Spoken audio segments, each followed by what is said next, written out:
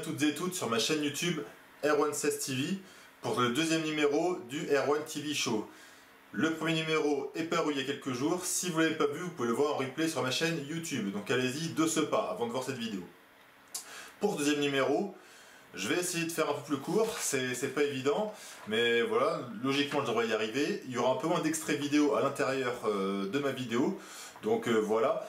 En voyant les vidéos de Didier Roustan, je rigolais souvent en me disant voilà, c'est facile de faire beaucoup plus court, mais en fait c'est très compliqué parce qu'on a tellement de choses à dire, et puis le pire c'est qu'en plus il y a tellement de choses à dire, on a l'impression de ne pas dire grand chose, et pourtant on arrive facilement à faire plus d'une heure. Donc voilà, les choses sont pas évidentes, et d'ailleurs je vous montre les fiches que j'ai faites, donc voilà, avec le conducteur et tout ce que je dois dire à l'intérieur. Donc voilà, faire ça, je trouve que c'est enrichissant, parce qu'on apprend à communiquer, à parler dans la caméra, à exprimer des avis avec des arguments, et voilà, et puis avec au niveau des retours, des critiques, soit positives ou négatives. Donc au niveau du programme de cette vidéo, en premier point, je vais commencer par la D1, avec la deuxième journée qui s'est déroulée le week-end dernier. Donc en deuxième point, je vous présenterai rapidement la troisième journée qui va avoir lieu ce week-end. Troisième point, on va faire justement un point sur le diffuseur qui est Canal+ pour la D1 féminine. Quatrième point, on va faire un retour sur la Ligue des Champions qui vient de se terminer ce soir avec le dernier match Atlético Manchester City, un partout à l'instant. Cinquième chose, retour encore sur l'affaire Genesio qui a connu un rebondissement encore. Et enfin, je vais parler des champions du monde qui ont été célébrés au Stade de France. Et pour finir, je vous annoncerai les lives à suivre ce week-end, donc les matchs en direct ou les événements directs à suivre sur ma chaîne YouTube ce week-end. Donc voilà, merci à tous de votre attention et je vous souhaite un bon visionnage. Nous revoici donc pour évoquer la deuxième journée de la D1 féminine qui a eu lieu le week-end passé, avec le samedi en match directeur sur Canal+ Sport, Lyon-Soyaux, victoire de Lyon 4-0. Les autres matchs étant Montpellier-Bordeaux, victoire de Bordeaux sur le terrain de Montpellier 0-1. Rodez-Lille, victoire de Lille à Rodez 2-3. Guingamp-Dijon, match nul 1 partout. Et FC Metz-Fleury, victoire de Fleury à Metz au Stade Saint-Symphorien 0-2. Et le dimanche, en diffusion sur Canal+ Sport, le Paris Saint-Germain a étrillé le Paris FC 5-1. Donc au niveau du diffuseur, j'y reviendrai dans un point juste après. Là on va parler du sportif. Donc moi j'ai été physiquement à Lyon, au Groupama World Training Center, pour le match Lyon-Soyaux, victoire de Lyon 4-0. Donc c'est un match qui est évidemment très compliqué pour les filles de Soyaux comme d'habitude. Lyon a gagné comme on l'attendait. Par contre Lyon, c'était pas vraiment le Lyon des grands jours. Lyon a fait le service minimum, mais guère plus. Et d'autre côté, Soyaux a été vraiment très vaillant durant ce match. Et du côté des Bleus de Soyaux, j'ai vraiment senti une progression par rapport aux saisons passées, avec vraiment le professionnalisme qui se met en place et qui s'est senti sur ce match-là.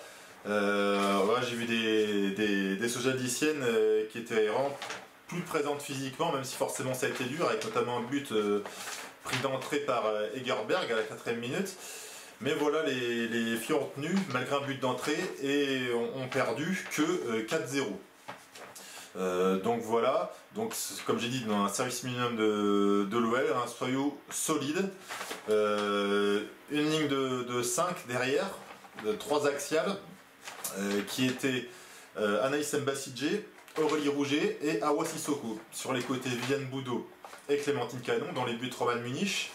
Au milieu de terrain, donc il y avait Siga Tandia, Anna Clairac, Siga Tandia et Cathy Couturier, et devant Anaïs Dumont et Pamela Babinga. Mais les Bleus de Soyaux ont tellement forcément été dominés et retranchés dans leurs 20 mètres que du coup les deux de devant, Anaïs Dumont et Pamela Babinga, se sont retrouvés à venir intégrer la ligne de 3, donc du coup Soyaux s'est retrouvé avec 2 lignes de 5. Et même des fois avec une ligne de 6 derrière, avec une attaquante complètement reconvertie en latérale. Mais du coup Soyaux a bien tenu le coup pour ne perdre, comme je disais, que 4-0. Oui, parce qu'il faut prendre évidemment, contre le contexte, on n'attend pas à ce que Soyaux vienne battre Lyon chez lui, même faire match nul. Voilà, que Lyon gagne, c'est tout à fait normal. On attend que Soyaux perde le moins possible, vu l'écart énorme entre les deux. Lyon qui est professionnel depuis plusieurs années, un peu plus d'une dizaine d'années, et Soyaux qui commence à peine au niveau du professionnalisme. Donc voilà, puis évidemment une différence de budget énorme. Lyon a un peu plus de 10 fois le budget de Soyaux. Soyaux qui a fait évoluer positivement son budget cette saison.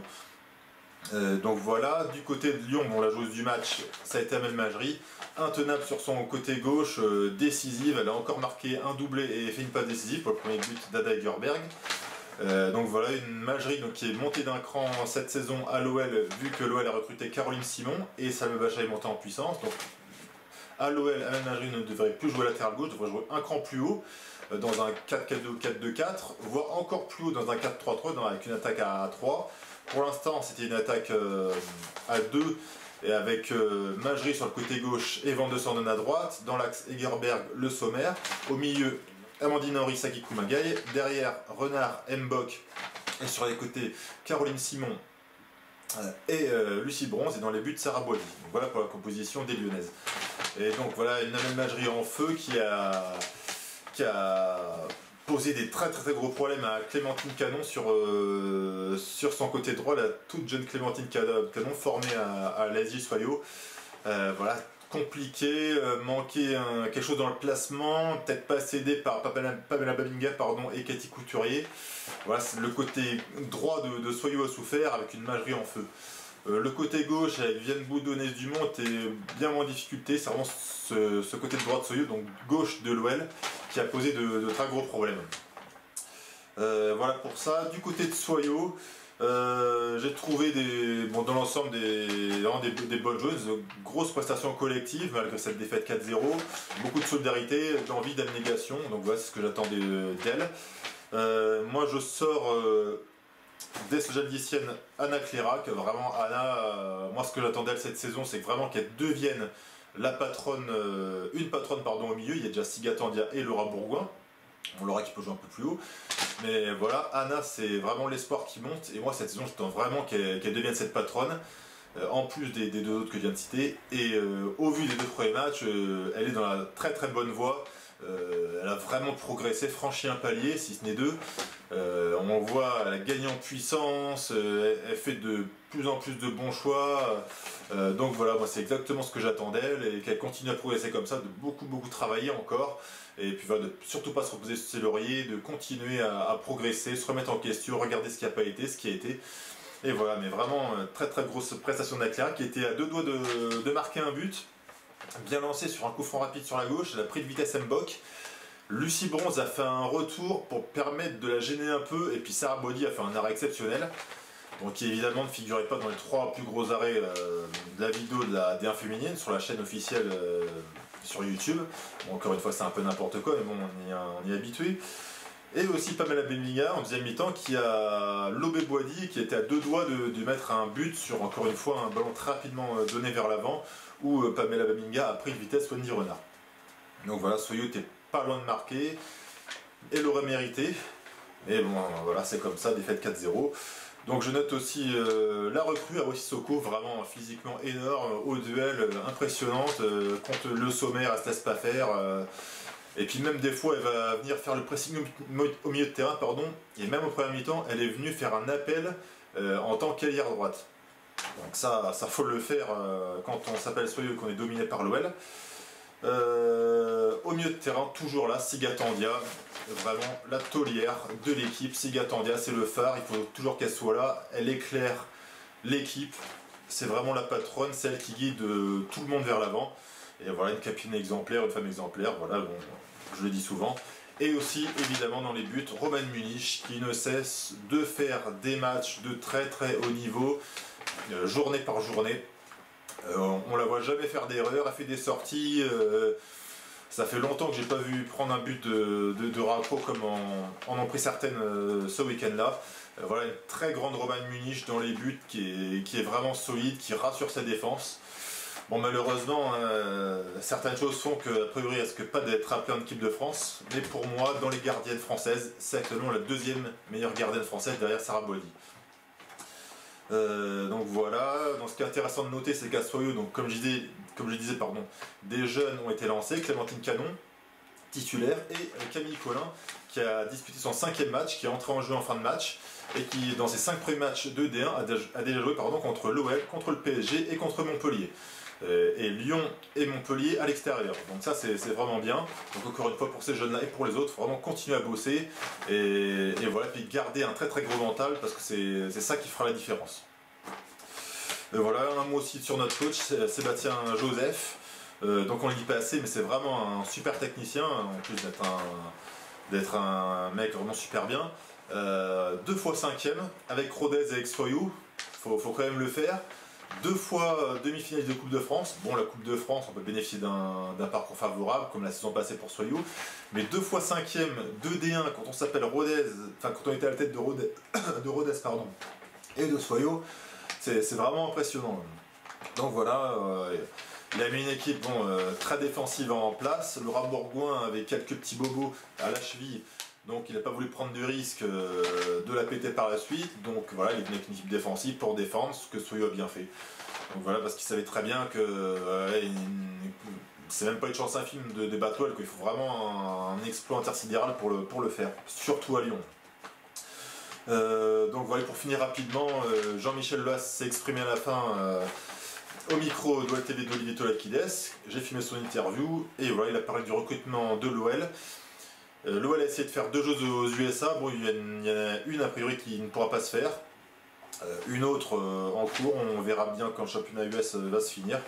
Donc voilà pour le recrutement de l'OL et pour ce que j'avais à dire sur l'OL. Dans les autres matchs, donc le gros coup de la journée, c'est Bordeaux qui est venu gagner à Montpellier. Bon, alors c'est pas vraiment une surprise parce que bon, on a vu que Bordeaux s'était bien renforcé. Mais il y a quand même un truc, parce que bon, Montpellier est quand même dans le top 3 historique, il y a un écart encore énorme entre les 3 premiers et le reste. Mais bon, on va dire que c'est qu'une demi-surprise, quoi. Voilà, on attend des clubs comme Bordeaux et Fleury qui viennent titiller ce top 3, avec aussi le PFC. Le PFC qui a encore une fois complètement explosé, comme contre l'OL la saison passée, un peu en début de saison. Là, c'était contre le PSG, un PSG même pas impressionnant. Un PSG qui a tranquillement battu le PFC 5-1. Sachant qu'en plus Benhammer a fait 2 parades importantes en tout début de match, avant de donner malheureusement 2 buts au PSG, 2 cadeaux au PSG, avec une faute de pied sur le premier et puis une faute de main énorme sur le deuxième. Donc voilà, mais il n'y a pas que Benhammer et les autres, elles sont toutes internationales, ou quasiment toutes, et c'est fou de voir une équipe de cette faiblesse-là. Je ne comprends pas ce que fait le coach. Entre Pascal Bouzen et puis l'ancien Emmanuel Baucher, je suis vraiment très sceptique sur ces coachs et leur capacité à faire progresser cette équipe, qui encore une fois, je dis, est composée quasiment que d'international. Donc voilà, c'est une énigme, voilà, pas de caractère, pas d'envie, à la fin Tiné qui dit des mots justes, mais dans ses propos, je sais pas, je sens pas de colère, je sens pas de révolte, donc voilà, ça m'étonne un peu. Donc Katoto a d'ailleurs marqué un but, donc le premier sur le cadeau de Benhammer. Et voilà, pas du tout célébré son but, voilà, je sentis un peu de la tristesse en elle. Bon, après sa Coupe du Monde du vin ratée, bon, j'espère pour elle qu'elle se remettra vite. Donc voilà, Benhammer s'est raté, bonne entrée d'Aigbogoun, pardon, sur le côté droit du PFC. Mathilde Bourdieu s'y entrait pas trop mal. Donc voilà, avec Selström qui s'est démené la finlandaise comme elle a pu en première mi-temps. Et voilà, c'est dingue encore une fois de constater les qualités du PFC qui ne soient pas retranscrites sur le terrain. Voilà, au niveau des autres matchs, Fleury a été de battre Metz à Saint-Symphorien 2-0, doublé de Kelly Gadea. Donc Kelly Gadea qui joue maintenant au milieu de terrain, qui a signé son doublé. Le AG et le DFCO ont fait match nul 1 partout. Le AG est mené 1-0 à la mi-temps, le DFCO a égalisé en deuxième mi-temps par une grosse faute de main de Solène Durand sur un centre de Léa Declercq, sans tir a priori cadré. Bon, je pense que Léa Declercq voulait centrer. Donc selon mon collègue dijonnais Livio sur Twitter, Léa Declercq a été la joueuse du match côté DFCO. Donc voilà ce que je peux dire sur ce match-là. Et à Rodez, au stade Paul Lignon, Rodez d'ailleurs, comme je le disais sur Twitter, comme je le ferai remarquer, les puristes à la base disent Rodez. Rodez s'est donc incliné 2-3 contre le LOSC avec un triplé d'Oulé Matassa, voilà, qui a bien commencé son championnat. Donc c'est vrai que pour elle, le niveau PSG, c'est compliqué. Mais une équipe comme Lille, pardon, est bien faite pour elle, avec Daniel Tolmé. Je pense que ça peut faire un bon duo. Bon, on a vu que Jana Corinne s'était faite les croisés, la Belge. Donc voilà, je pense qu'au LOSC, on peut voir pas mal de buts cette saison avec ces deux joueuses. Donc voilà, pour analyser ce début de saison, donc sur 2 matchs et puis un pour Metz et Bordeaux, voilà, l'OL, bon début, donc bon, comme on l'attend, peut-être on l'attendait un peu mieux contre Soyo. Le PSG, ça démarre tout doucement. On a commencé à voir Wang Chang, la chinoise, a commencé à montrer de bonnes choses, donc c'est intéressant. Le MHSC, attention, parce que là, donc déjà défaite contre Bordeaux, week-end prochain match contre Fleury, donc c'est les deux équipes poil à gratter de ce championnat pour le top 3, donc à voir ce que ça va donner. Ouais, MHSC de vite se reprendre, voilà, pour pas vivre un début de saison compliqué. Comme je disais, un PFC, bon là, à l'agonie sur le deuxième match, qui est pourtant remporté son premier match, donc on va voir comment le PFC va réagir. Donc voilà, le poil à gratter Bordeaux et Fleury qui commencent bien leur saison. Un Soyou donc, qui a perdu comme on l'attendait face à l'OL, mais qui fait un début de saison solide. 3 buts marqués, 5 buts encaissés après avoir joué contre Rodez et Lyon. Moi personnellement, en tant que supporter de Soyou, j'aurais signé d'entrée pour ce résultat. Mais après, il va falloir continuer. Et là, ce samedi, ça va être un match à domicile contre le PSG. Donc encore un sommet à gravir. Le LOSC, voilà, lance sa saison avec cette victoire au stade Paul Lignon de Rodez 3-2. Le DFCO Dijon commence à tout doucement. Défaite contre Montpellier, mais malgré un match a priori très admirable. Là, match nul à Guingamp. Donc il va falloir que le DFCO commence à prendre des points pour ne pas basculer tout en bas du championnat. Metz a joué son premier match et a perdu, donc il faudra voir ce que ça va donner. Mais avec l'équipe alignée, ça me fait un peu peur pour la suite. Rodez, équipe la plus mal embarquée pour l'instant. Bon, on dirait qu'il n'y a que 2 journées, mais c'est déjà 2 défaites contre 2 concurrents directs au maintien. C'est même pas des gros ou des semi-gros comme Fleury et Bordeaux, c'est vraiment des concurrents maintien avec Soyo et le LOSC, et ça fait déjà 2 défaites. Et 2 défaites et déjà 6 buts encaissés. Et une Sabrina Biguet qui a fait tourner 3-4 joueuses, dont la gardienne Itza Philippe, c'est Deborah Garcia qui passe au but. Donc je ne sais pas trop où Sabrina Biguet veut en venir, mais ça n'a pas réussi ce week-end. Et Guingamp qui a perdu son premier match, qui là a fait match nul contre le DFCO, donc voilà, début très timide, on verra ce que ça va donner par la suite avec une équipe de Guingamp très jeune. Donc voilà pour cette journée de D1. Et tout de suite, je vous laisse avec les buts qui ont été marqués pour cette journée.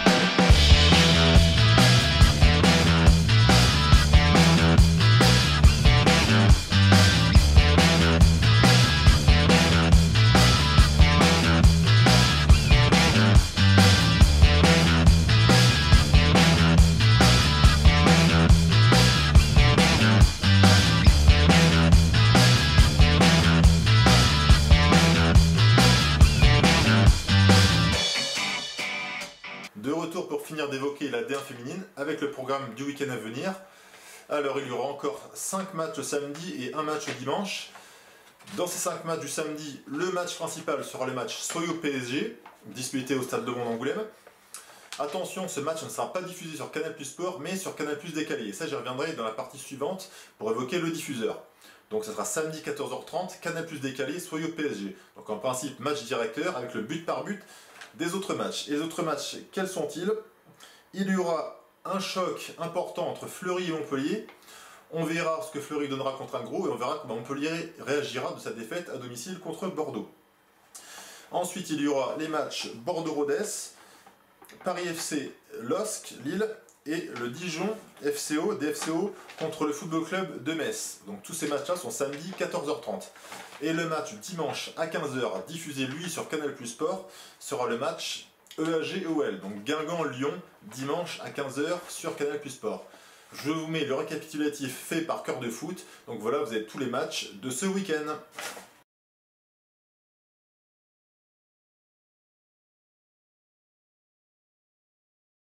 Tout de suite un débriefing que je vais faire du diffuseur Canal+ pour cette deuxième journée de D1, avec ce qui a été, avec ce qui n'a pas été.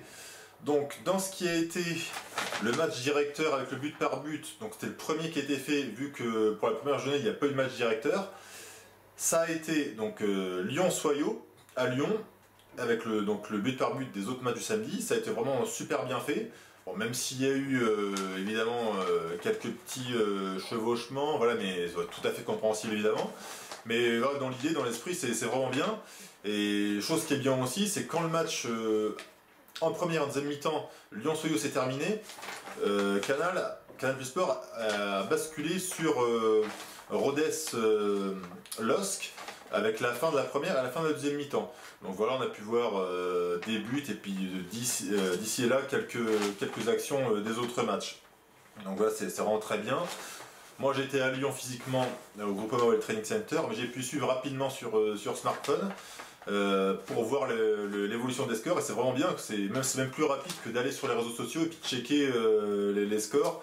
Là au moins, hop, en appui sur les chaînes, on peut voir les scores, et puis même voir les images en temps réel, ou en temps quasi réel, parce que j'avais fait le test à Soyo, il y a 50 secondes de décalage entre ce qui se passe en réalité et la diffusion des images, en tout cas sur smartphone. Donc voilà, le dimanche pareil. Voilà, bonne diffusion de PSG-PFC, donc au stade de Jean-Bouin, où joueront désormais logiquement les filles du Paris Saint-Germain. Donc voilà, un bon reportage à la mi-temps sur le coach de Guingamp, Frédéric Biancalani. Donc c'était vraiment très intéressant. Mon Canal fait des super reportages, donc là-dessus il n'y a vraiment pas de souci. Voilà, et au niveau de Canal à la demande, donc sur mycanal.fr, on a pu retrouver des résumés de tous les matchs. Bon, quand je dis résumés, en fait c'est des entre guillemets pseudo-résumés, parce qu'en fait on voit quasiment que les buts. Donc voilà, c'est un point négatif. Ce serait bien que Canal fasse, alors je dis pas des grands résumés, moi je sais très bien les faire, je fais des énormes résumés, mais au moins agrémenté des actions vraiment chaudes. Je prends l'exemple par exemple de Lyon-Soyo, si je dis pas de bêtises, il me semble qu'on ne voit dans le pseudo-résumé, on voit pas l'arrêt de Boadi sur l'occasion de Clérac et on voit pas l'occasion de Babinga, alors c'est vraiment des occasions énormes. Bon, ça n'aura pas changé le cours du match, mais c'est vraiment les deux plus grosses occasions de Soyo, donc voilà, ce serait bien d'intégrer ce genre de choses dans le résumé. Donc je commence les points négatifs par rapport à ça. C'est que ces résumés aussi, ils sont mal libellés. Le libellé du résumé de PSG-PFC, il est pas bien fait. Il y a un libellé donc sur une autre vidéo qui dit que c'est le résumé de la deuxième journée, sauf qu'en fait on voit que 3 matchs sur 6. Donc voilà, il faut vraiment que Canal soit vraiment plus sérieux à ce niveau-là. Parce que bon, moi je suis assidu, donc je vais essayer d'ouvrir un peu tout pour voir ce qu'il y a dedans, mais les gens qui veulent pas se prendre la tête, mais ils le feront pas. Donc il faut vraiment que ce soit clair et précis pour voir ce qu'on voit justement. Voilà.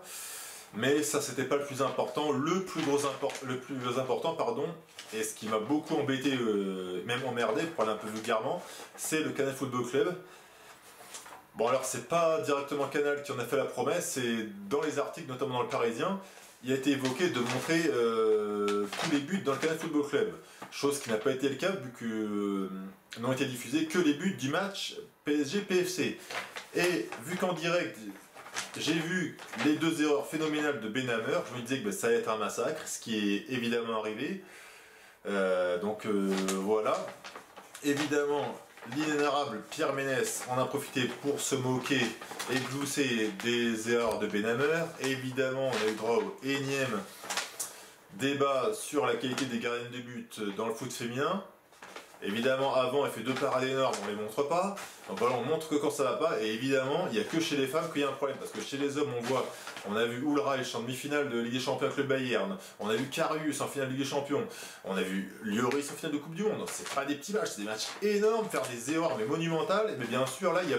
Bon, évidemment, on en parle de ces boulettes, mais il n'y a pas de débat sur la qualité des gardiens chez les hommes. Chez les femmes, évidemment, les gardiennes, c'est le point noir. Et puis en plus, leur boulot, il faut qu'elle aille là-dedans, qu'elle joue de ça sans nuancer. Donc, c'est fou. Donc, et puis encore une fois, comme dit Lina Pierre Ménès, qui sait faire que ça, qui fait que du show, voilà, se moquer. Donc voilà comment a été présentée la D1.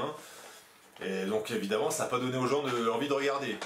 Et évidemment, pas un mot sur la performance de Bordeaux qui a été battu Montpellier chez lui, pas un mot sur les autres matchs, c'est qualité journalistique, zéro. Vraiment zéro. Hervé Matou, zéro, Pierre Ménès, zéro, et l'ensemble, c'est une catastrophe. Et leur boulot aussi d'ailleurs. Une catastrophe intégrale. Donc en plus de même pas montrer tous les buts, chose qui est assez rapide, ils se permettent de moquer la D1. Après qu'on dise que Benhammer a fait des grosses erreurs, mais évidemment, il faut la critiquer négativement. Et de là à se moquer, c'est franchement zéro. Voilà. Et aussi l'autre point qui est problématique, c'est que les matchs diffusés sur Foot Plus et sur les chaînes multisports ne sont pas disponibles en replay sur Canal à la demande. Alors par contre, petit progrès, alors je sais même pas si c'était le cas pour la première journée, j'ai pas fait attention, là j'ai fait attention, c'est Dominique à Lyon qui me l'a dit. C'est qu'il se peut qu'il y ait des matchs diffusés sur Foot Plus et les chaînes multisports qui soient rediffusés en replay la semaine qui suit. Et c'était le cas pour le match Guingamp-Dijon.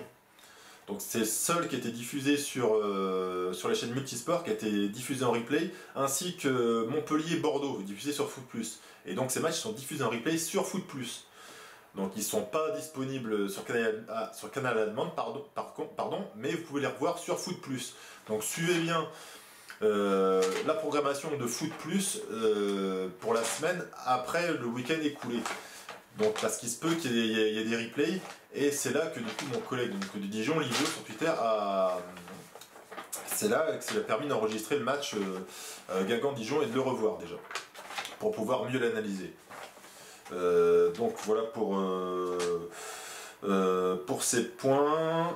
Oui, j'ai demandé à Laurent Jaoui de Canal+, pourquoi il ne pouvait pas mettre ces matchs sur Canal à la demande. Il m'a répondu c'est un problème technique parce qu'ils ne sont pas en mesure de mettre en replay les matchs diffusés sur Foot Plus et sur les chaînes multisports.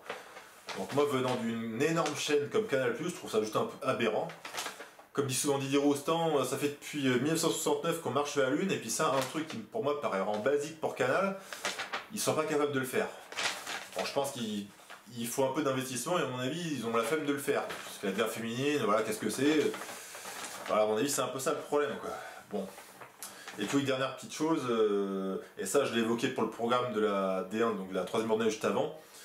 Dans D1 Le Mans, le deuxième épisode qui a été diffusé ce mercredi à 22h30 sur Canal+ Sport, dans le programme était pourtant indiqué le match Soyo PSG diffusé sur Canal+ Sport, alors qu'il est diffusé sur Canal+ décalé. Donc là encore, si c'est quelqu'un comme moi qui va fouiller un peu partout, s'il ne trouve pas son match, pas de problème, mais il y a des gens, si on leur dit c'est telle chaîne, ils vont regarder telle chaîne, et s'ils voient rien, ils se disent que le match finalement n'est pas diffusé, et puis ils feront autre chose. Donc en plus c'est chez eux, donc qu'ils soient sérieux. Voilà, ça coûte rien d'être sérieux et de mettre à jour ces programmes. Et donc pour revenir au positif, donc sur D1 Le Mag, le deuxième numéro donc diffusé ce mercredi à 22h30 sur Canal+ Sport. Encore une fois un très bon numéro, bon c'est la même structuration, court, simple, encore une fois très efficace, avec Charlotte Orgereux et la présentation, donc une petite interview rapide d'elle, interview un peu décalée où elle a fini par chanter et nous montre encore ses talents de chanteuse sur du Francis Cabrel. On a pu découvrir en inside le FC Metz. pour le premier numéro c'était Lady Soyo. Là cette fois-ci ça a moins bien marché pour Metz qui a perdu chez eux contre Fleury à Saint-Symphorien 2-0. Donc ensuite l'interview de Charles Juré. Ensuite une journée avec Maëva Clémaron de Fleury, donc on a pu la découvrir. Donc autant Gaëtan Tiné, on la connaissait très bien pour ceux qui suivent le foot féminin et même ceux qui suivent le foot en général, autant Maëva Clémaron on le connaît beaucoup moins, donc c'était beaucoup plus intéressant, ça a été intéressant de la suivre dans son quotidien au niveau de son travail d'architecte. Parce qu'évidemment il n'y a pas que le foot dans la vie, pour certaines il y a aussi du travail en parallèle ou des études. Et pour finir, le jeu des 4 cibles, donc en bas à droite, en bas à droite, en bas à gauche et en haut à gauche. Alors pardon, c'est le contraire, je vais la refaire vu que je suis à l'opposé. Donc en bas à gauche, en haut à gauche, en bas à droite et en haut à droite par le PSG. Donc avec 4 joueuses. Alors j'ai plus tout en tête, je crois qu'il y a Perle Moroni, il y a Achel Owens, il y a Paulina Dudek. Et la quatrième ne me revient plus en tête. Mais voilà, donc le PSG a fait un temps légèrement supérieur à celui de Guingamp. Donc voilà, pour l'instant c'est Guingamp qui mène la compétition. Et logiquement pour le prochain numéro, ça sera au LOSC, et avec Sitke de Meyer, la Belge, qui a sauté dans le trou en bas à droite pour rigoler. Donc ça on devrait le voir. Donc voilà, c'est la même structure que le numéro précédent, mais voilà, au moins c'est comme j'ai dit, c'est vraiment court et efficace. Et ça permet de découvrir des joueuses qu'on voit peu. Voilà, au FC Metz, pour ceux qui ont pu suivre, vous avez pu voir une interview d'Ipek Kaya, une ancienne de Lady Soyo, voilà, qu'on n'avait jamais vu avant. Donc voilà, c'est intéressant de pouvoir découvrir des joueuses qu'on n'a pas l'habitude de voir. Donc voilà pour ce débriefing du diffuseur Canal+. Voilà, un nouveau débriefing sera fait dans le prochain numéro. Donc voilà, et je vous donne rendez-vous tout de suite pour la Ligue des Champions. Hop, hop, hop, hop, hop, hop. Pas si vite, pas si vite. Alors je me suis aperçu que j'ai oublié un point ici. C'était de vous expliquer pourquoi il n'y aurait pas de match diffusé sur Canal+ Sport ce samedi.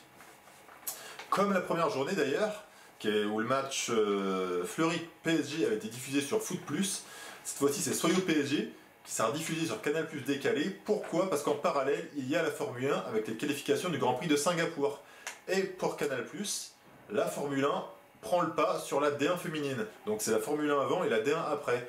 Donc en gros, à chaque week-end où il y aura de la Formule 1, donc avec les essais le samedi, essais qui sont normalement diffusés sur Canal+ Sport, mais il n'y aura aucun match diffusé sur Canal+ Sport. Donc pour la première journée, la chaîne avait pris le pari de diffuser sur Foot+. Il n'y avait pas eu de match directeur. Là, ils ont lancé leur match directeur le week-end précédent avec Lyon-Soyo. Donc là, il n'y a pas d'informations, mais bon, je suppose qu'ils vont continuer, mais bon, sur Canal+ décalé. Donc voilà ce qu'il faut retenir. Donc la F1, logiquement, devrait toujours prendre le pas sur la D1.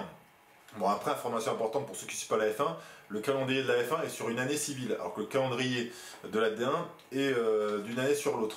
Ce qui veut dire que la Formule 1 devrait s'arrêter, si je ne dis pas de bêtises, au mois d'octobre. Et pour reprendre au mois de mars. Donc voilà, pendant ce temps-là, il y aura un creux, et donc il n'y aura pas de risque d'avoir ça. Alors il pourrait peut-être y avoir autre chose, je sais pas, peut-être du football, non, parce que la Ligue 1, logiquement, il est à 17h, ou enfin, en cas d'événement majeur pour la chaîne, il se peut qu'il y ait des programmations.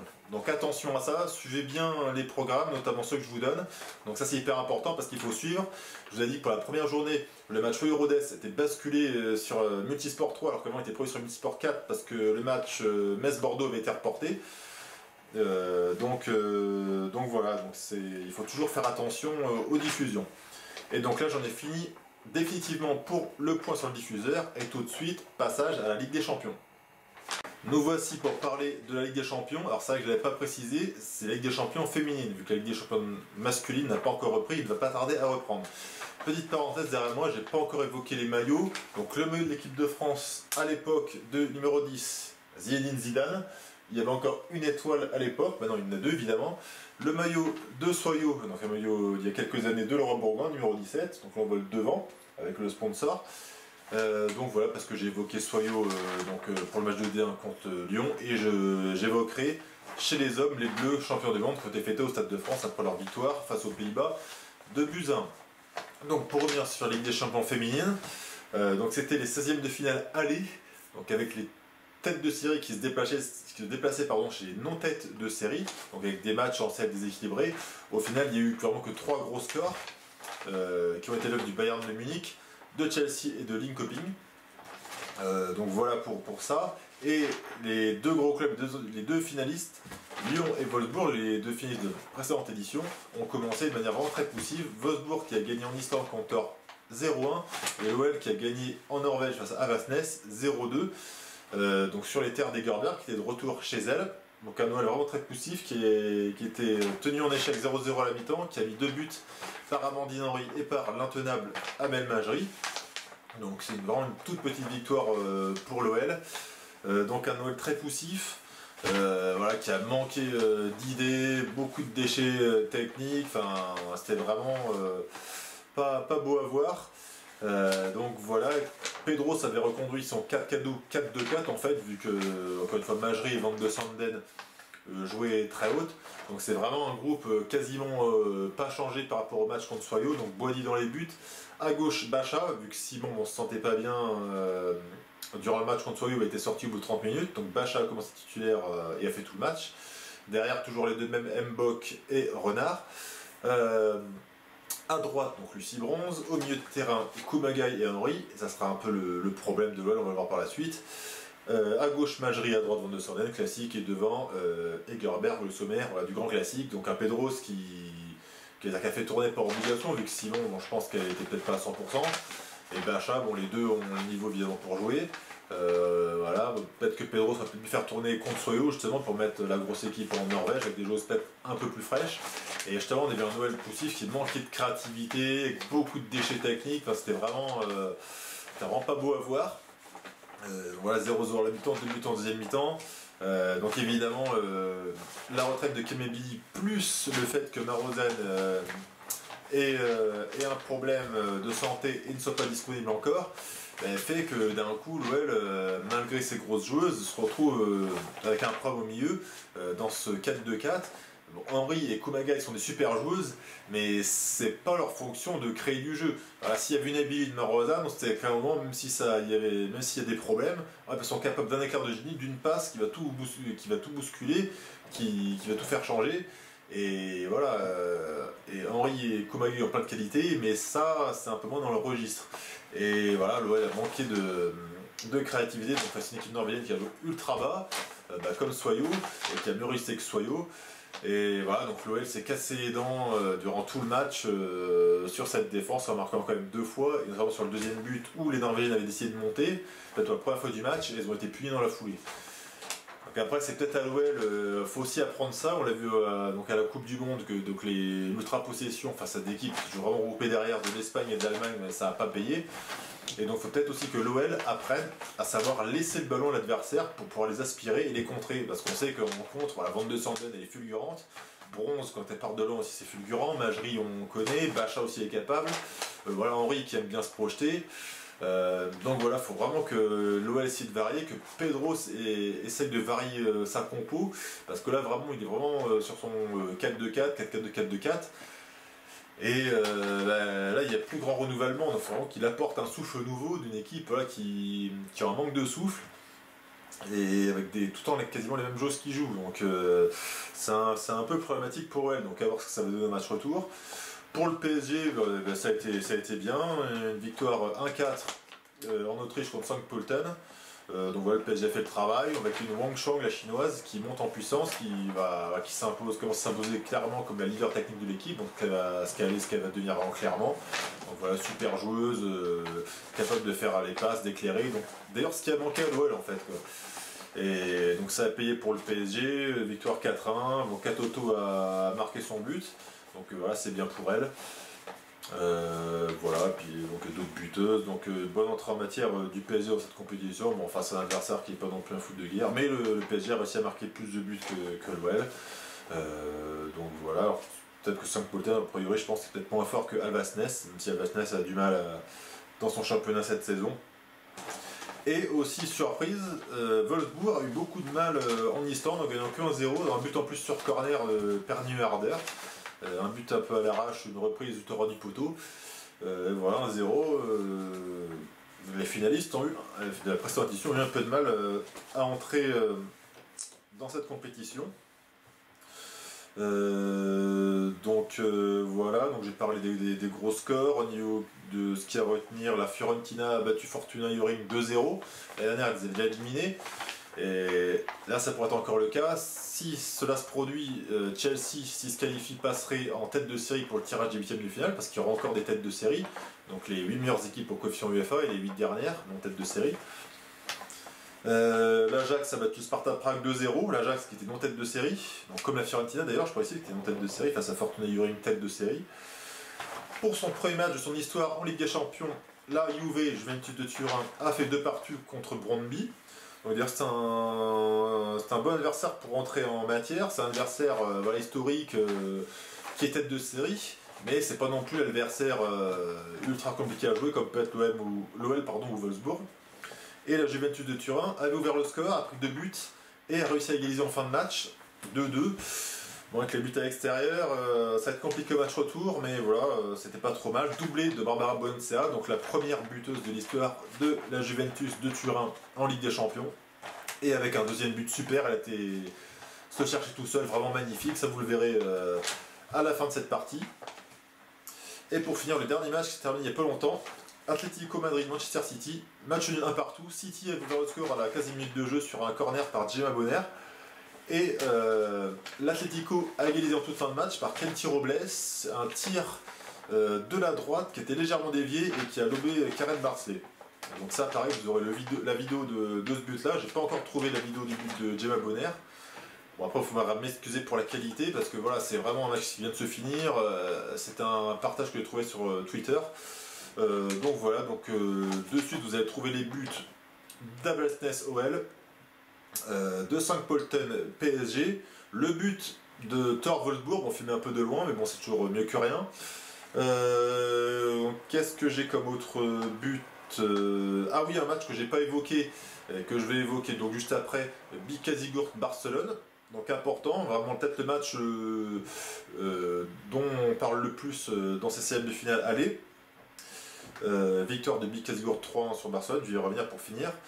Les buts de Juventus Brøndby 2-2, qualité peut-être un peu défaillante, mais bon c'est toujours mieux que rien comme j'ai dit. Et donc avec le doublé de Barbara Bonacea. Et uniquement le but de l'Atlético, l'égalisation de Kenty Robles en fin de match. Donc voilà pour les buts que vous allez retrouver de suite. Et là juste un dernier mot parce que j'ai oublié de l'évoquer, donc Bicazigurt Barcelone. Le déplacement a été très compliqué au Barcelone qui s'est déjà déplacé il y a quelques années, elle fait match 2-2.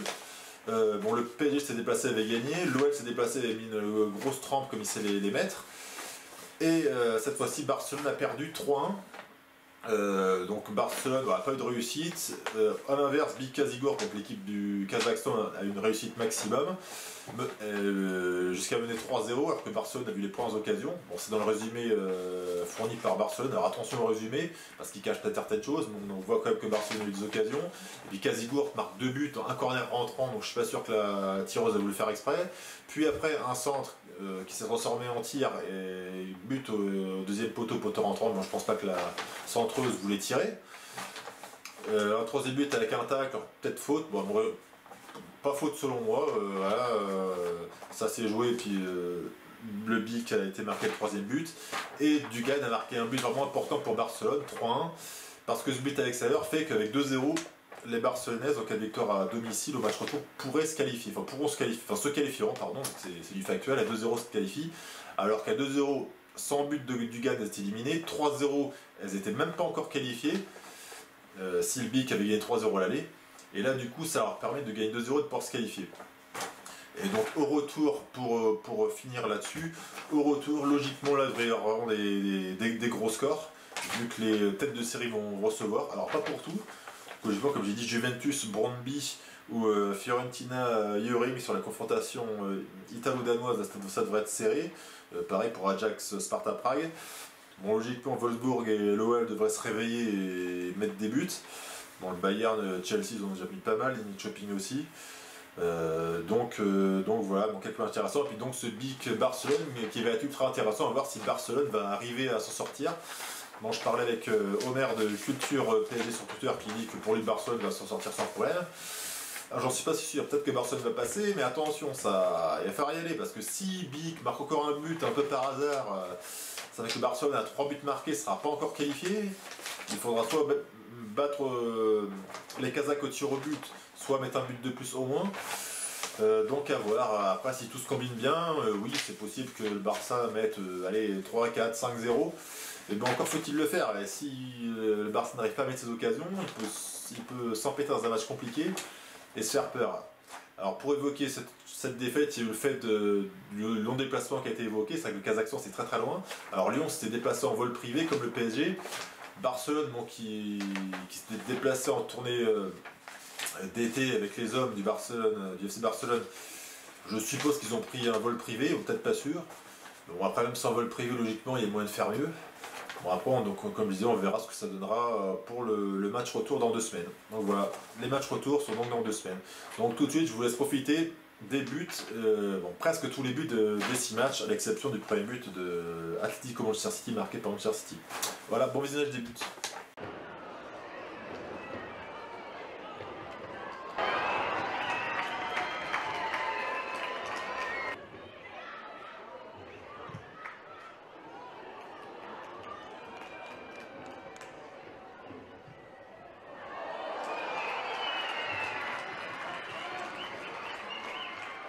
Qui ont démarré le championnat par 2 victoires dans des derbies et qui attaquent maintenant avec un contrôle, une frappe ensuite et un premier but dans la partie.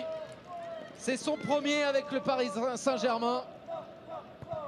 Signe Brune, l'internationale danoise. Partie de ces joueuses formées au PSG que la direction sportive a choisi de prolonger. Il y a eu également Gayoro, Katoto.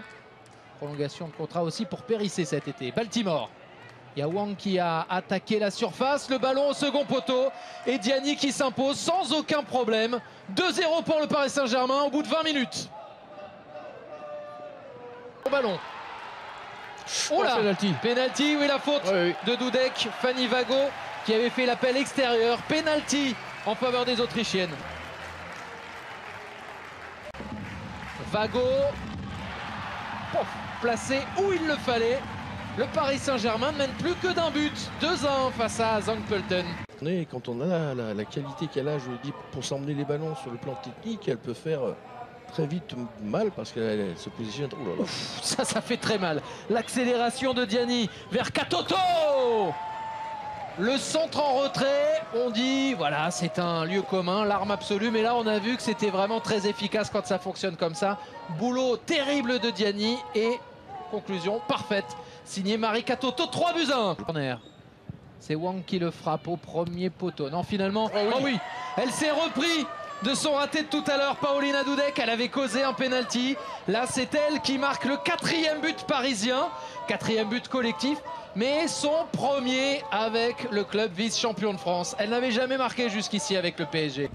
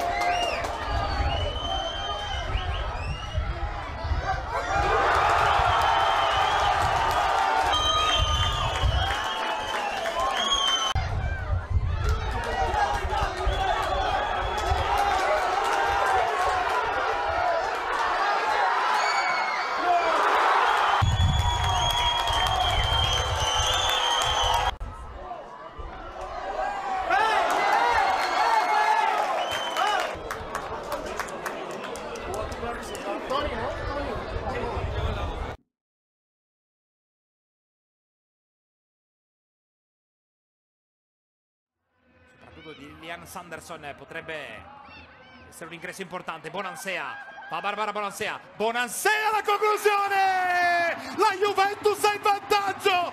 Barbara Bonansea, minuto numero 43, un gol strepitoso di Barbara Bonansea. Andiamola a rivedere, palla sul sinistro, la tiene, poi la va a infilare alle spalle di Catherine Abel, basita, che può guardare solamente il pallone andare dentro. si è accesa all'improvviso, ma queste sono le grandi. A puntare la Yrinen, il traversone in mezzo, attenzione, colpo di testa, la palla in rete. Il pareggio della Brøndby con Nicolin Sørensen al minuto numero 15 del secondo tempo. Cambia il parziale al Silvio Piola di Novara. Juventus Women 1, Brøndby 1. Farsi trovare pronta su questo traversone dalla sinistra di Sofie Svava, che ha lasciato sul posto Tuija Yrinen. Traversone, pallone largo, attenzione alla Sørensen, scappa via alla destra. Sørensen, il pallone in mezzo e la palla in rete. Il 2-1 della Brøndby con il gol della numero 22, ovvero Mille Gale al minuto numero 71. Cambia il parziale a Novara. Juventus Women 1, Brøndby 2. Sørensen in mezzo, gioco da ragazzi per Luco ancora, va l'inglese a Luco, vuole il cross e lo trova, Cirelli, attenzione, Cernoia, l'intervento di Abel, l'intervento su Valentina Cernoia, minuto numero 84, non è finita, Bonansea con la grande dribbling, Bonansea, Barbara Bonansea, uno slalom incredibile, la doppietta è servita, ma che gol ha fatto, ancora Barbara Bonansea, 2-2, rivediamo la Bonansea, passa sul posto 1, 2, fa puntare la Sivecke, 3 e palla in buca, gol meraviglioso di Barbara Bonansea, sembrava Alberto Tomba alle Olimpiadi di Calgary.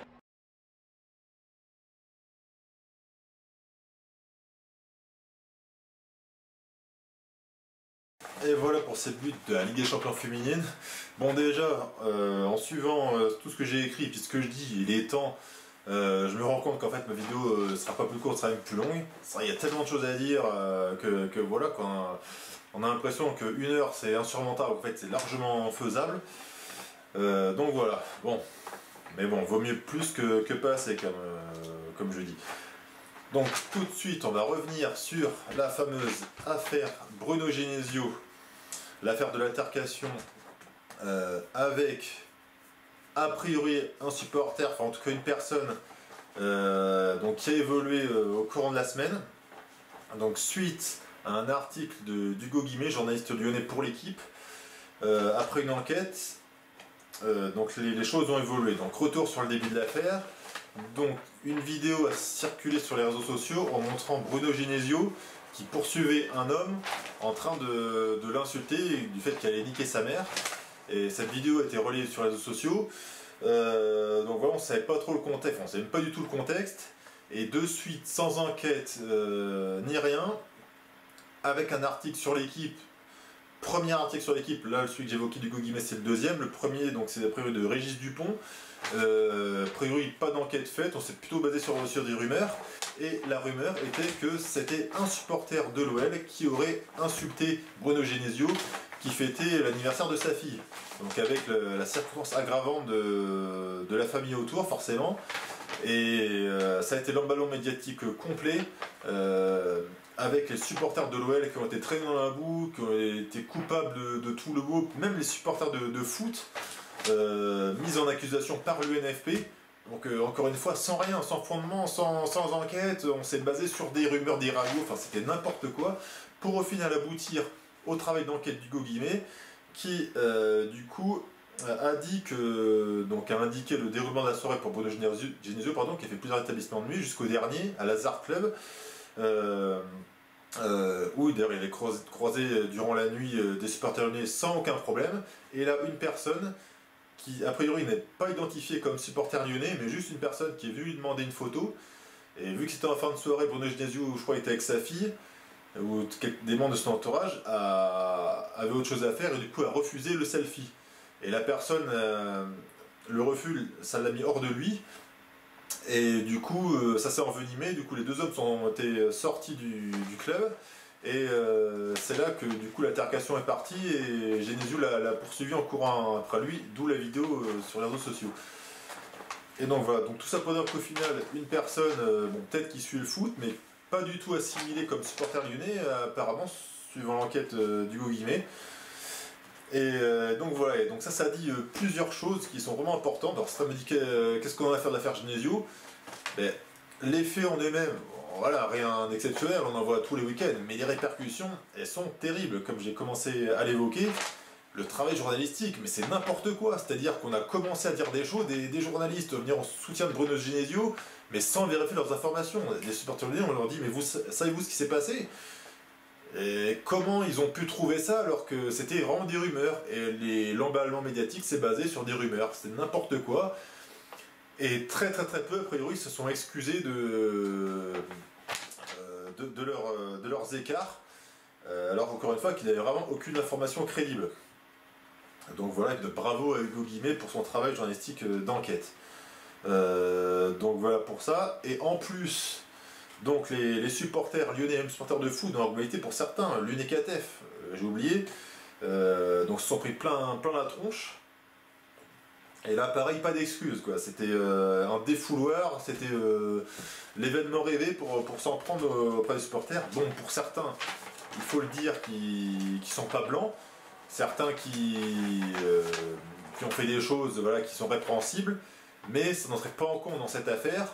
Donc dans cette affaire, il n'y avait pas du tout lieu de s'en prendre aux supporters lyonnais et aux supporters en général. Donc voilà pour ça. Ensuite, la communication de l'OL. Une communication complètement désastreuse qui maintenant tourne en paranoïa complet vis-à-vis de l'équipe. L'équipe accusée de fomenter une théorie du complot anti-OL. Donc moi je la vois pas trop, vu que justement l'article du Guimet discrédite le fait que ce soit un supporter de l'OL qui en ait voulu à son coach. Donc ça serait plutôt positif pour l'institution. Bon, ce qui gêne l'OL pour lui, c'est l'enquête sur la soirée de Genesio. Mais bon, il fallait bien le faire, vu que les supporters lyonnais étaient en accusation. Voilà. Et puis après, donc dans le communiqué, bien sûr, Lyon, l'OL a encore parlé du PSG. Alors même sur un truc qui n'a strictement rien à voir, il faut tout le temps que le PSG revienne sur la table. Alors ça, c'est vraiment pénible. Donc vraiment une communication terrible.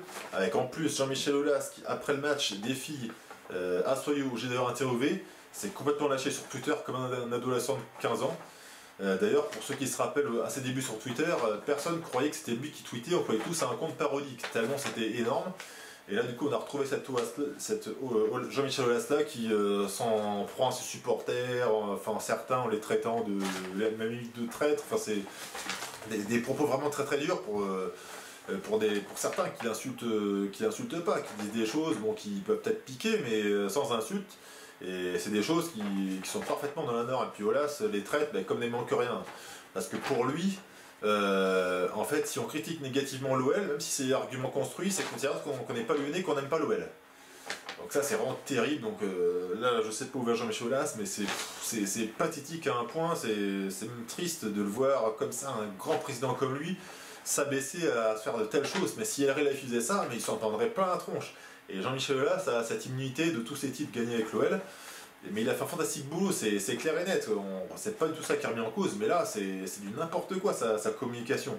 Et le pire, c'est que l'OL était au courant, savait clairement ce qui s'était passé, et l'OL a laissé ses supporters accusés. Mais ça, c'est un truc de folie. Je sais pas comment ça va se passer maintenant avec les supporters, mais la rupture, là, elle est quasiment consommée, voire totalement. C'est pas possible. Les supporters de l'OL ont été traînés dans la boue comme des moins que rien. C'est vraiment terrible. Donc voilà. Donc qu'est-ce que je voulais dire d'autre? Voilà, et surtout que sur Twitter, les commentaires que j'ai de l'OL, c'est des gens qui en ont marre de ce qu'ils voient au fur et à mesure des matchs, qui voient pas de fond de jeu, qui voient des éclairs de génie, mais rien sur la durée, de collectifs quasiment proches du néant. Et ce sont des Lyonnais, ils vont pas inventer ça juste pour se faire Genesio comme le pensent certains, c'est vraiment débile. Et encore une fois, Genesio qui est un pur Lyonnais. Encore, ça aurait été un mec qui pouvait pas piffrer parce qu'étranger au club, on aurait pu le comprendre. Mais là, voilà, avec aussi Bernard Lacombe qui a fait une sortie, ubuesque. Et là, les Lyonnais commencent à en avoir marre. Bon, ça fait déjà quelques temps qu'ils s'en prennent à Lacombe, mais même Aulas, ça commence à vraiment plus passer. Et voilà, il y a des gens sur Twitter lyonnais vraiment qui critiquent positivement et négativement, donc là négativement, mais avec des choses construites. C'est pas juste dire du négatif pour du négatif. et dont un compte Twitter que je vous incite à suivre si vous ne le faites pas, c'est le Libéro Lyon. Alors ça c'est encore vraiment génial. Maintenant les Lyonnais, c'est vrai qu'ils ont tellement marre qu'ils sont passés dans l'ironie. Et voilà, les gens du Libéro Lyon, puis aussi d'autres Lyonnais qui en peuvent vraiment plus, quoi. Kenny Fleck qui s'est pris la tête clairement avec Olas, Olas qui lui dit de venir gérer le club, enfin c'est du n'importe quoi.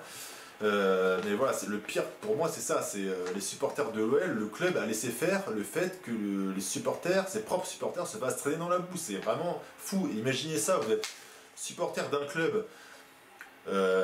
On vous accuse à tort d'avoir je ne sais quoi, par brûler la pelouse ou brûler les filets ou brûler la tribune, enfin je ne sais quelle dégradation, alors qu'en fait que ce sont les raquettes du coin qui l'ont fait, et le club sait très bien que c'est pas vous, mais toute la presse vous accuse et le club ne réagit pas. C'est vraiment terrible ça de se faire traîner dans la boue alors que le club savait et n'a jamais réagi. Donc là, voilà, et donc au niveau du sportif pour l'OL, ben voilà, moi je trouve que les critiques sur Genesio et les 6 jeux sont fondées. Les supporters lyonnais ont raison d'être exigeants parce qu'encore une fois l'OL a le deuxième plus gros budget du championnat de France, bon loin derrière le PSG, mais voilà, plus gros budget que Marseille. Bon après c'est vrai qu'il y a certains supporters lyonnais qui essaient toujours de trouver des excuses en pondérant par ceci, par cela, par le stade, par machin, mais bordel que tu appelles Lyon, comment tu peux perdre des matchs contre Nice et contre Reims? Lyon est déjà à 6 points du PSG en Ligue des Champions, on va voir ce que ça va donner contre Manchester City, mais je crains que ça commence pas de la meilleure des manières. Donc pour l'OL, donc compliqué quoi. Et puis les supporters, voilà, ils attendent plus, ils attendent pas la lune, ils attendent pas évidemment de gagner la Ligue 1, pas de gagner la Ligue des Champions, mais ils attendent de voir un OL conquérant, un OL fort. Et ça, la Ligue 1 en a besoin. Notre football français a besoin d'un OL fort. Et là, on n'a pas un OL fort, on a un OL qui se sauve à chaque fois en s'accrochant aux branches. La dernière saison, l'OL était mal embarqué et puis a réussi à battre l'OM. Et puis à la dernière journée avec Nice, c'était mal embarqué, a réussi à gagner pour finalement finir 3ème. Mais voilà, c'est à l'arrache de l'arrache. Et est-ce qu'on attend de l'OL, que ce soit un club qui s'affirme derrière le PSG. Bon, évidemment, pas à l'auteur du PSG, parce que l'OL n'a pas les moyens du PSG, mais voilà, qui s'affirme derrière. Et on sent un club sur la brèche à chaque fois, instable, et puis voilà. Et puis ce qui est fou aussi, c'est donc pour certains journalistes, voilà, c'est donc il est dit de s'attaquer aux supporters parce que c'est tellement simple. Et puis du coup de dire maintenant que ceux qui osent critiquer Genesio négativement, même si c'est construit, argumenté, ben, du coup ils font qu'il y a entre guillemets des déséquilibrés qui s'en prennent au coach lyonnais. Ça c'est complètement fou de laisser penser ça. Voilà. Et pourtant, ce sont ces mêmes personnes, certaines mêmes personnes qui ont déglingué Emery et Bielsa, et évidemment eux avaient aucun scrupule, hein. Pas de scrupule de provoquer tel ou tel déséquilibré, faire des actions complètement folles contre ces deux coachs. Donc voilà, c'est toujours le même problème, c'est Genesio, dans l'inconscient de certains journalistes, c'est le coach français à protéger, alors qu'il faut déglinguer les méchants coachs étrangers qui sont médiatiquement, enfin dont on parle médiatiquement, comme Emery et Bielsa, qui ont été présentés voilà, clairement comme des stars. Et voilà, certains refusent ça, donc il les déglingue et voilà, il protège Genesio, c'est le petit coach français opprimé. D'ailleurs, voilà, ils s'en prennent ces journées aux supporters lyonnais, mais en fait on ne sait même pas ce qu'ils leur reprochent, quoi. Parce que les Lyonnais, voilà, encore une fois, les gens que je suis sur Twitter, ils voient les matchs et ils sont pas du tout satisfaits. Et encore une fois, ils s'en prennent pas à Bruno Genesio juste pour s'en prendre à lui. Quel intérêt, je vois pas. Donc ça, c'est un truc qui est complètement fou. Donc à voir comment ça va progresser, mais si les résultats sportifs sont pas bons à l'OL, attention à la crise. Et donc encore une fois, moi c'est pas ce que je souhaite un OL fort et pas comme il l'est, complètement instable, à la merci des éléments et qui s'affirme pas comme un très gros de notre Ligue 1. Donc voilà pour ça. Et tout de suite je vais enchaîner sur quelque chose de plus heureux, plus joyeux, avec l'équipe de France, championne du monde, qui était fêtée au Stade de France pour le match contre les Pays-Bas avec la victoire 2-1. Et voilà, dernier gros thème de cette vidéo du R1 TV Show numéro 2, c'est les Bleus au masculin qui ont été champions du monde, la deuxième étoile, là il n'y en a qu'une, maintenant il y en a deux étoiles, donc la deuxième Coupe du Monde gagnée cet été par Hugo Lloris et sa bande, et donc qui ont été fêtés après leur victoire donc, dans la Ligue des Nations face aux Pays-Bas 2-1. avec des buts de Mbappé et de Giroud, qui a enfin marqué après avoir passé X matchs sans marquer d'ailleurs. Donc c'était bien pour lui, après un match très compliqué, et d'ailleurs un beau but marqué. Et donc voilà, les Bleus fêtés, voilà, j'ai trouvé vraiment que c'était une très belle fête avec, bon, même si des choses avaient été répétées avant pour des joueurs, des célébrations, mais voilà, c'était vraiment très, très frais. On sentait qu'il y avait vraiment, c'était vraiment sincère, que c'était pas du surjoué tout le temps. Bon, encore une fois, même s'il y avait des choses qui avaient été préparées, travaillées, mais voilà, c'était vraiment sincère, et vraiment très, très beau à voir, quoi. Donc après un match compliqué, comme je l'ai dit, face aux Pays-Bas, 2 matchs de reprise, Allemagne et Pays-Bas, bon, avec une victoire au bout.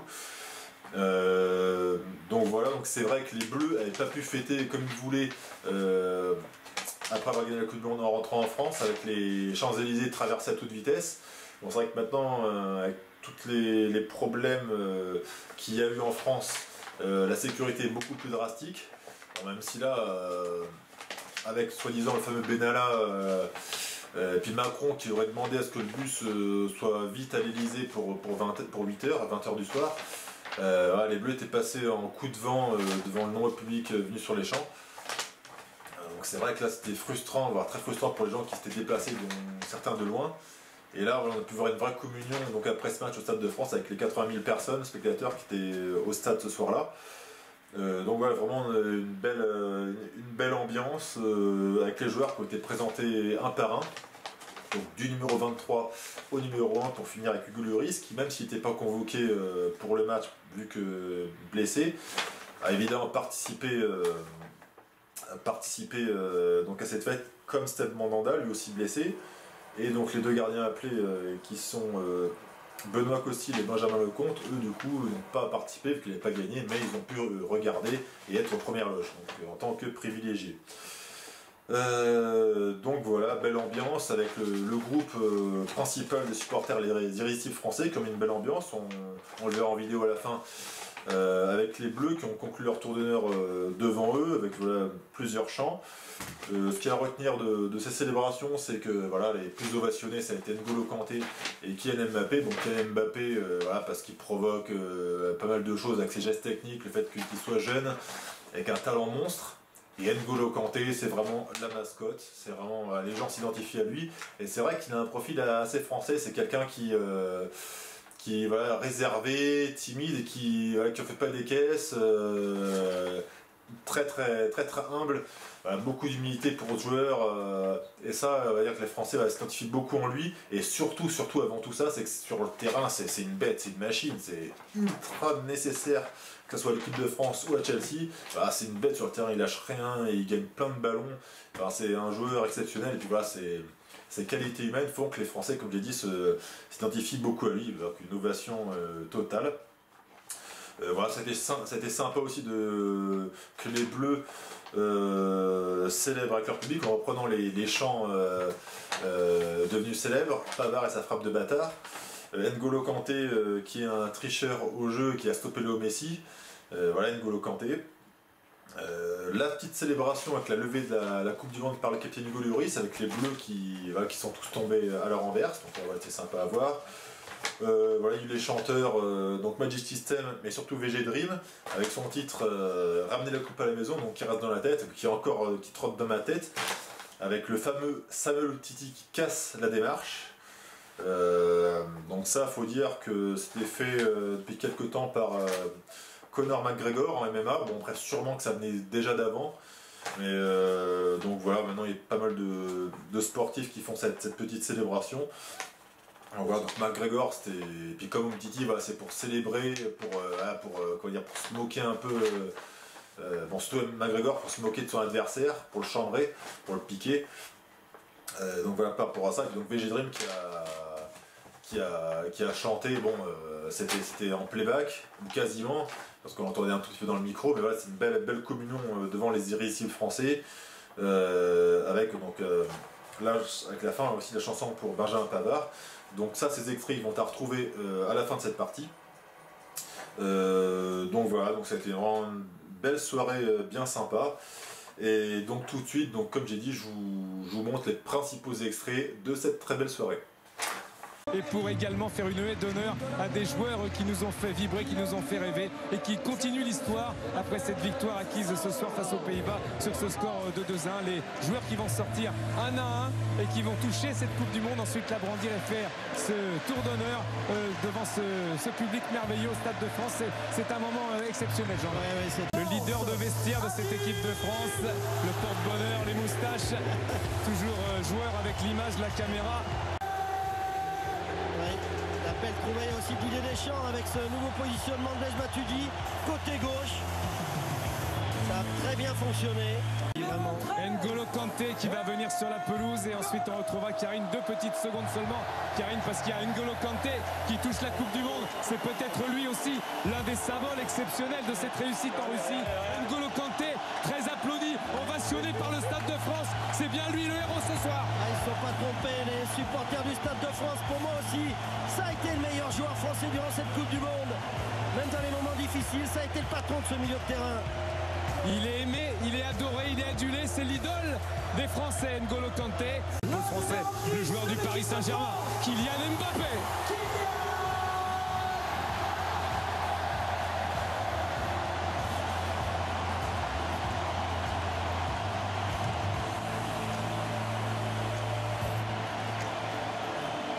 La future grande star du football français, effectivement. Il a fait un match exceptionnel face à l'Argentine. Et il a confirmé tout le bien que l'on pensait de lui durant cette Coupe du Monde.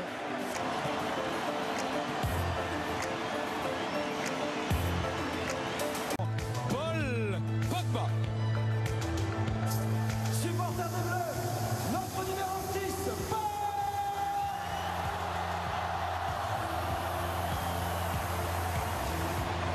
Qui est monté en puissance durant cette Coupe du Monde, Denis, Paul Pogba. L'endroit où sont ses partenaires, Paul Pogba. Il danse bien les joueurs français. Hein. Samuel Umtiti. Et lui aussi, Samuel Umtiti. Auteur d'un but tellement important sur corner, Denis. C'est lui qui la prend. Ils l'ont tous embrassé, mais c'est lui qui la tient. C'est lui qui la soulève. C'est lui le capitaine. Pourquoi pas la Coupe du Monde 2022 si on est gourmand. Il va la montrer, cette Coupe du Monde, à ses coéquipiers et au public du Stade de France. Ça, c'était préparé. Hein.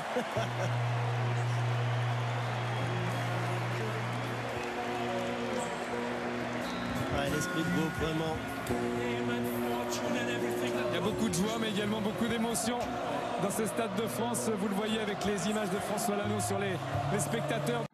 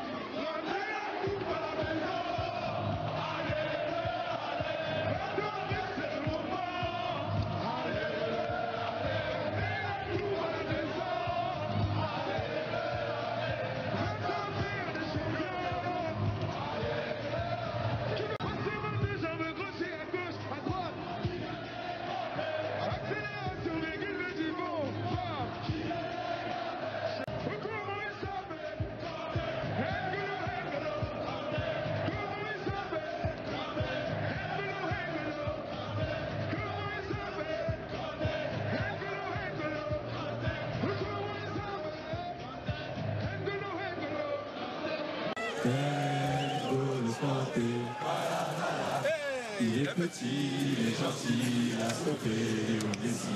Mais on sait tous c'est un tricheur, N'Golo Kanté. N'Golo Kanté. N'Golo Kanté. Il est petit, il est gentil, il a stoppé Léo Messi. Et on sait tous c'est un tricheur, N'Golo Kanté.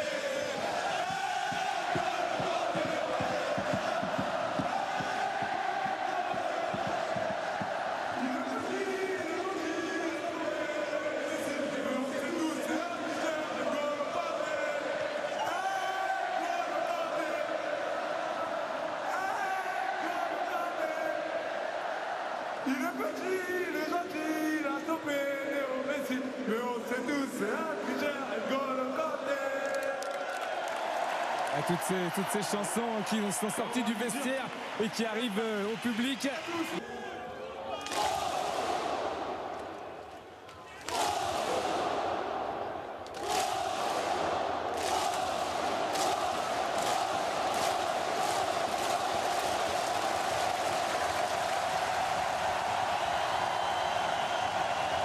L'équipe de France, le public français qui fête sa Coupe du Monde. C'est au Stade de France, Hugo Lloris mêlé aux supporters qui brandit cette coupe après le clapping.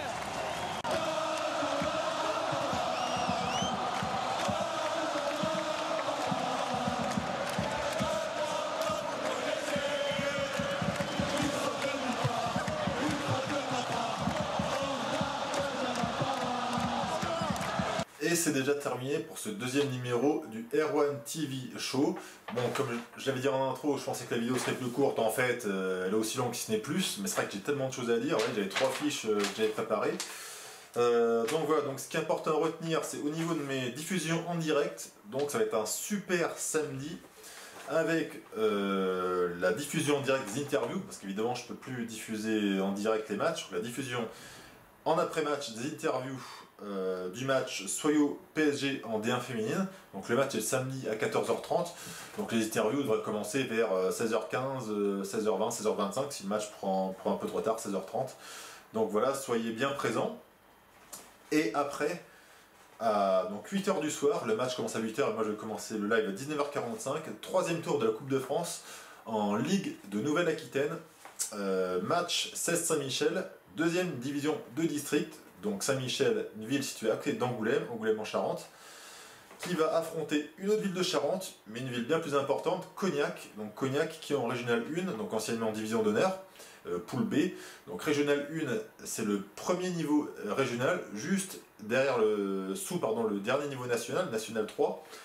Et donc Saint-Michel, c'est le deuxième niveau départemental, donc niveau district. Donc c'est-à-dire qu'il y a un écart assez important. Donc ça fait R1, R2, R3, quand la R4 a été supprimée de la Ligue de Nouvelle-Aquitaine, et D1 des districts Charente, district Charente, D2. Donc ça fait R2, R3, D1, D2. Donc ça fait 4 divisions d'écart entre ces deux clubs. Donc voilà, il y aura du pain sur la planche pour les Noirs et Rouges du 16 Saint-Michel. En face une équipe de Cognac voilà, qui est depuis longtemps à ce niveau-là, niveau DH, niveau régional 1.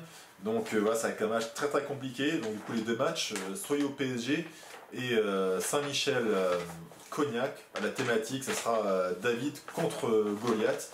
Et moi du coup évidemment je serai à fond pour David en tant que supporter de l'AJ Soyo, des Bleus de l'AJ Soyo, et supporter des Rouges et Noirs du 16 Saint-Michel. Donc je dis allez Soyo, allez Saint-Michel, voilà, on n'a absolument rien à perdre, tout à gagner, donc voilà, faut se faire plaisir les filles, les mecs, sur ces deux matchs-là, voilà, faut y aller à fond, donnez tout ce que vous avez, donnez votre cœur, vos tripes surtout, donnez tout jusqu'à la fin pour rien regretter. Et voilà, moi j'ai confiance en vous et on va vivre vraiment un super samedi de foot que je vais essayer de vous faire profiter au mieux donc sur ma chaîne R1 16 TV. Donc voilà pour ça.